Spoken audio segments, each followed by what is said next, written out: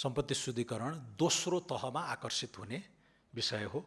पहिलो चरणमा हामीले त्यो सम्बद्ध कसुर प्रेडिकेट अफेन्स स्ट्याब्लिस गर्नुपर्छ।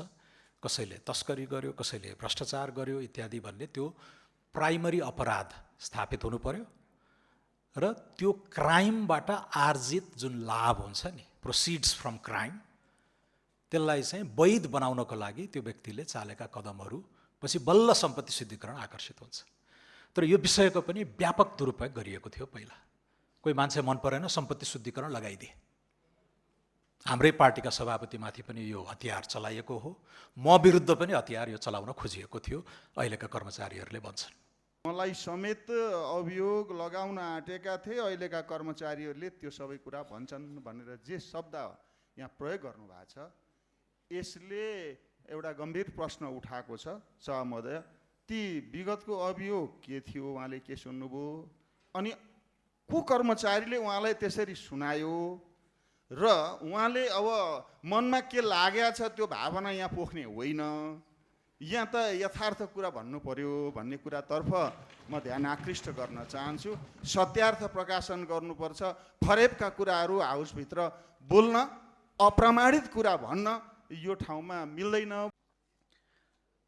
मान्य सदस्यहरू, अब मान्य अर्थमन्त्री डाक्टर स्वर्णिम वाग्लेलाई छलफलमा उठेका प्रश्नहरूको जवाफ दिन अनुमति दिन्छु।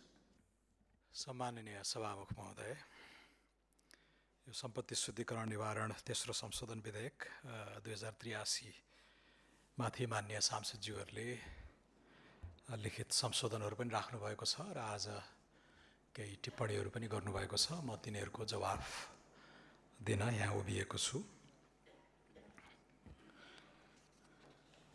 सर्वप्रथम मान्य प्रकाश चन्द्र परियारले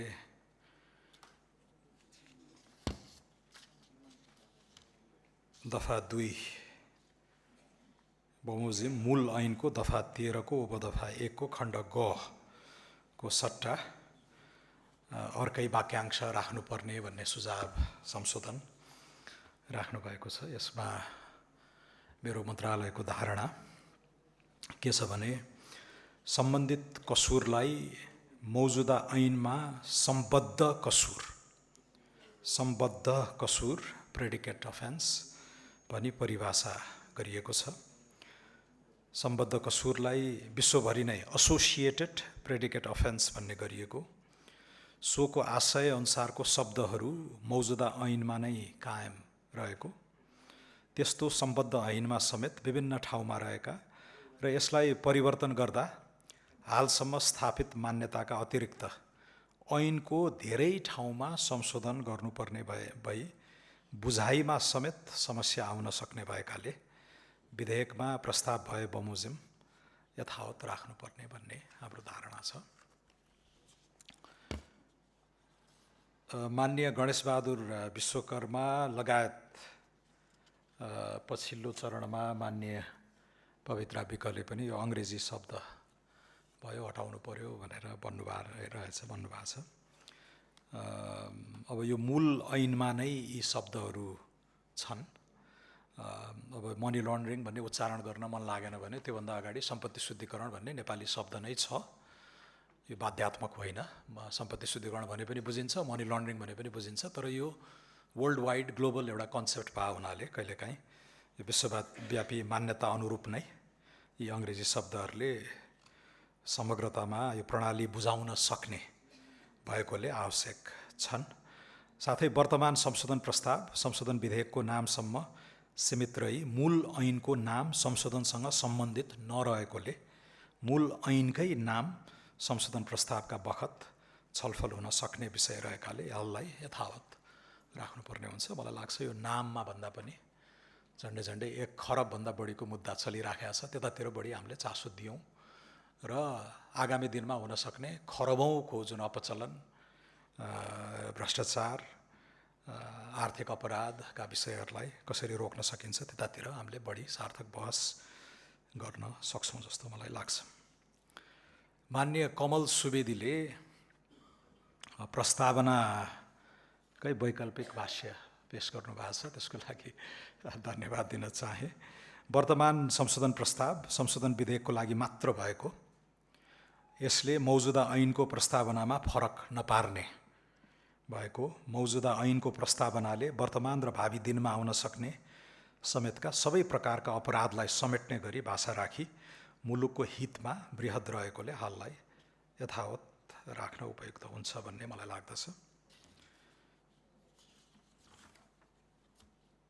मान्य कमल सुवेदीले नै दफा 2 बमोजिम मूल ऐनको दफा 13 को उपदफा 1 को खण्ड ग को सट्टा अर्कै खण्ड प्रस्ताव गर्नुभएको रहेछ। यसमा म अलिकति डिटेलमै जवाफ दिन चाहन्छु ताकि अन्य मान्य सांसदजीहरूले उठाउनुभएका विषयहरू पनि यसमा सम्बोधन होस्। उल्लेखित सबै कसुर ऐनमा हाल रहेको सम्बद्ध कसुरको परिभाषाभित्र रही सोही ऐनको अनुसूचीमा समावेश रहेका, उक्त अनुसूची कुनै कसुरको सीमामा सीमित नरही व्यापक रहेको, कसुर नै पहिचान नभएको अवस्थामा समेत उजुरी दिन सक्ने व्यवस्था संशोधन विधेयकमा रहेकोले विधेयकको व्यवस्था थप सशक्त रहेको जानकारी म दिन चाहन्छु। ऐनको दफा 14 ले त्यस्तो उजुरी विभागले प्राप्त गरेमा समेत सामान्य जाँचबुझ गरी मूल कसुर अनुसन्धान गर्ने निकायमा पठाउने व्यवस्था गरेको छ। प्रचलित कानुन बमोजिम त्यस्ता अनुसन्धान गर्ने निकाय 13 वटा भन्दा बढी। यहाँ एउटा भ्रम पाएँ मैले, मान्यज्यूहरूले यो सम्पत्ति शुद्धिकरण विभाग चाहिँ प्रधानमन्त्री कार्यालय अन्तर्गत छ, यसलाई अख्तियारले मात्र हेरे पुग्ने भन्ने छ। त्यो गलत हो। सम्पत्ति शुद्धिकरण विभाग अर्थ मन्त्रालय अन्तर्गत छ। पहिला प्रधानमन्त्री कार्यालय अन्तर्गत रहेको थियो र व्यापक त्यहाँबाट उजुरी सङ्कलन गरेर ठुलो पोलिटिकल हरासमेन्टको कुसंस्कार बसाइएको थियो, त्यसलाई हामी सुधार्दैछौँ। यसलाई प्रोफेसनल्ली अगाडि लानुपर्छ भनेर अहिले यो अर्थ मन्त्रालय अन्तर्गत नै छ र अख्तियारले पनि सम्पत्ति शुद्धिकरणको मुद्दा चलाउन मिल्छ। तर यसरी सम्पत्ति शुद्धिकरणको मुद्दा चलाउन मिल्ने निकायहरू 13 वटा छन् नेपालमा। उनीहरूले टेक्ने ऐनहरू 50 वटा भन्दा बढी छन्। हाम्रो यसै वर्षको एउटा योजना चाहिँ यो सम्पत्ति शुद्धिकरण मात्र होइन, अलि सशक्त आर्थिक अपराध विरुद्धको अख्तियार जस्तै जस्तै निकाय, इकोनोमिक क्राइम्स अथोरिटी जस्तो बनाउन सकिन्छ कि भनेर छलफलमा जाओस् भन्ने पनि हाम्रो चाहना छ। तर अहिलेलाई ग्रे लिस्टमा परिरहेको अवस्थामा त्यो सेन्स अफ अर्जेन्सीका साथ हामीले काम गर्नुपर्ने भए भएर यी विधेयकहरूलाई अझ सशक्त बनाउँदै जानुपर्ने हुन्छ नै। ऐनको दफा 13 को उपदफा 1 को खण्ड क को व्यवस्थासँग दुविधा सिर्जना हुन सक्ने र जसका कारण फौजदारी न्याय प्रणालीका सिद्धान्त वा मान्यतामा समेत प्रश्न सिर्जना गरी गलत तत्त्वले फाइदा लिन सक्ने सम्भावना बढाउन सक्ने भएको विगत 15 वर्षमा करिब यस्तै कारणले समेत समस्या आई अनुसन्धान अभियोजनको क्षेत्रमा नेपालको कानुनी क्षेत्रको स्तरमापन आंशिक रहेकोमा विश्वव्यापी मान्यता र मुलुकको अनुकूल हुने गरी 2080 चैत्रमा भएको ऐनको संशोधनले नेपालको अन्तर्राष्ट्रिय जगतमा स्तरोन्नति भएकोले यी सबै क्षेत्रका चुनौतीको हल विधेयकको व्यवस्थाले गर्ने हुँदा सोही बमोजिम हुन उपयुक्त रहेको हाम्रो धारणा छ। एकै जरियाबाट सिर्जना भएको विषय फरक फरक निकायबाट अनुसन्धान गर्दा राज्यको लागत, अदालती प्रणाली र बिगो असुल उप समेतमा समस्या पर्ने भएकोले विधेयकको व्यवस्था उपयुक्त रहेको छ भन्ने मेरो जिकिर छ। माननीय चन्देश्वर मण्डलले पनि मूल ऐनको दफा 13 को उपदफा 5 पछि अर्को उपदफा थप्नुपर्छ भनेर संशोधन राख्नुभएको रहेछ। हाम्रो धारणा के छ भने ऐनको दफा 33 क ले सम्बोधन गरेको र सामान्यतया सबै क्षेत्रमा यो विषय लागू हुने भएकोले प्रचलित अन्य कानुन बमोजिम हुने भएकोले विधेयकको व्यवस्था उपयुक्त रहेको छ। मान्य यसुदा कुमारी बरालले मूल ऐनको दफा 13 को उपदफा 1 को संशोधित खण्ड ग हटाउनु पर्ने भनेर संशोधन राख्नुभएको रहेछ। विभागमा दर्ता भएका मौजुदा उजुरीको अनुसन्धान र नागरिकको सहजताका लागि हालका लागि यो आवश्यक छ भन्ने हाम्रो चाहिँ धारणा रहेको छ।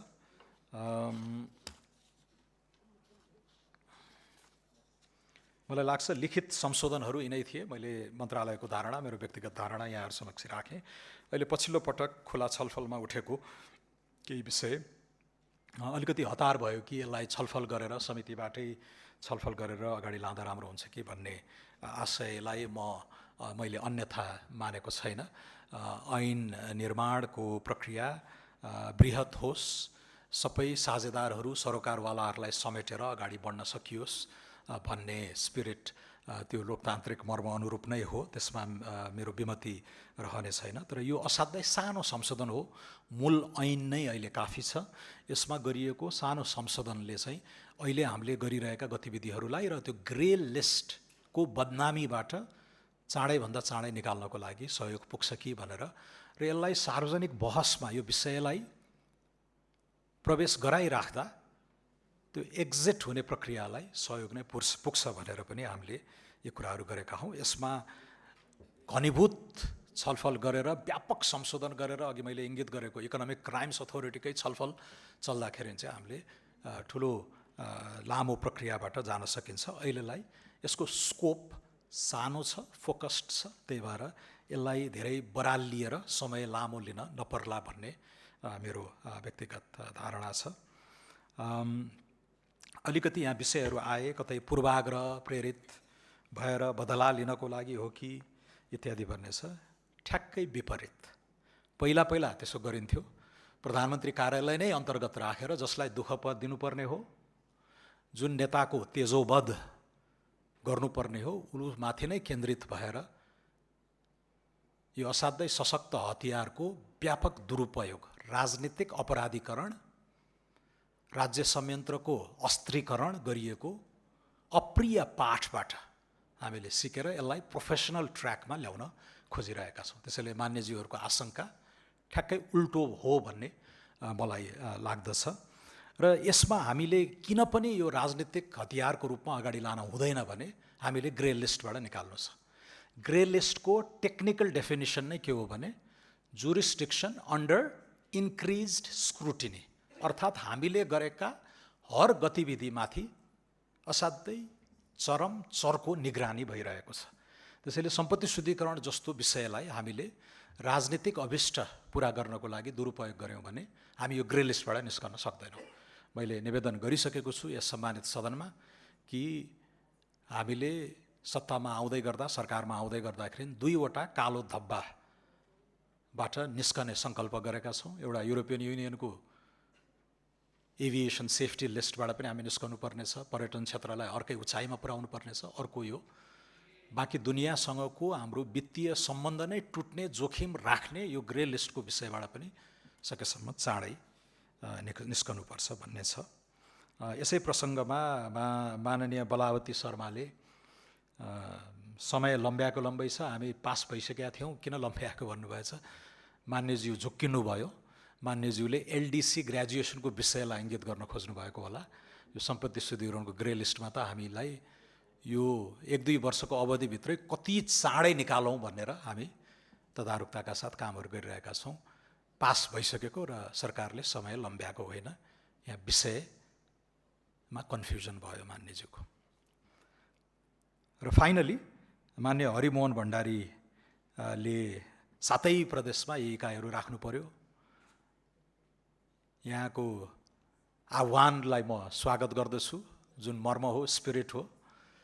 तर यसमा मान्यज्यूलाई म के निवेदन गर्न चाहन्छु भने यो सम्पत्ति शुद्धिकरण मैले अघिल्लो पटक पनि भनेको थिएँ, कसैले धन धेरै कमायो, कसैले घर ठड्यायो, अहिले तडक भडक जीवनशैली अपनायो भन्दैमा सम्पत्ति शुद्धिकरण लगाउने होइन। सम्पत्ति शुद्धिकरण दोस्रो तहमा आकर्षित हुने विषय हो। पहिलो चरणमा हामीले त्यो सम्बद्ध कसुर, प्रेडिकेट अफेन्स स्ट्याब्लिस गर्नुपर्छ। कसैले तस्करी गर्यो, कसैले भ्रष्टाचार गर्यो इत्यादि भन्ने त्यो प्राइमरी अपराध स्थापित हुनु पर्यो र त्यो क्राइमबाट आर्जित जुन लाभ हुन्छ नि, प्रोसिड्स फ्रम क्राइम, त्यसलाई चाहिँ वैध बनाउनको लागि त्यो व्यक्तिले चालेका कदमहरू पछि बल्ल सम्पत्ति शुद्धिकरण आकर्षित हुन्छ। तर यो विषयको पनि व्यापक दुरुपयोग गरिएको थियो पहिला। कोही मान्छे मन परेन, सम्पत्ति शुद्धिकरण लगाइदिए। हाम्रै पार्टीका सभापतिमाथि पनि यो हतियार चलाइएको हो। म विरुद्ध पनि हतियार यो चलाउन खोजिएको थियो, अहिलेका कर्मचारीहरूले भन्छन्। त्यसैले हामी त्यही गर्न खोजेका होइनौँ, यही फरक छ। राजनीतिक यो कल्चरलाई हामी तोड्न चाहन्छौँ। हाम्रो एउटै मात्र अर्जुन दृष्टि, लक्ष्य मुलुकलाई ग्रे लिस्टबाट बाहिर निकाल्ने हो र त्यसका लागि जे गर्नुपर्छ गर्ने, जे गर्नु हुँदैन नगर्ने। र मान्यज्यूहरूले जुन भय गर्नुभएको छ त्यसप्रति चाहिँ हामीले सचेत गराएको मात्रै हो। हस् त, धेरै धेरै धन्यवाद।